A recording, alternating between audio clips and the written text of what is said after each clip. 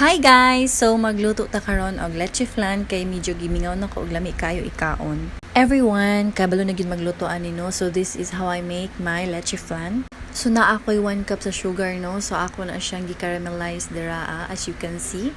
But na-over na siya no, pero okay ra na siya. So inana ko magluto no, magbutang ko og water nga gamay, nga i-add pasta ka ng medyo caramelized na bitaw gamay. Importante ana, so dili nimo siya biyaan while gahimo ka ana og kanang sugar nga para i-caramelize. So ako na siyang gi-transfer no sa pan and then ato siyang i-spread both side kay para tsada ang result og lami og makuan gid siya. And then I have 4 eggs.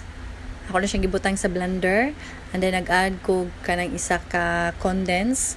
Any nga condense nga gamito nimo. So kaubil akong ginagamit dira. And then nag-add po ko diha og 2 cups and a half sa milk kanang select akong gamit. So wala lay video. And then gibalot day nako siya sa foil no og ako siyang gipatong sa flat nga pan.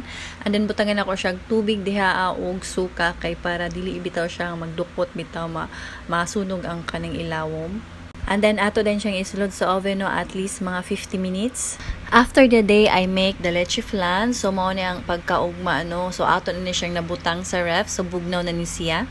So na-excite ko pero naglisod ko kung saan ako na pag-flip no kay naglisod ko kay square ang atong pan so better gud tong circle no kay dali ra kay siya i-flip.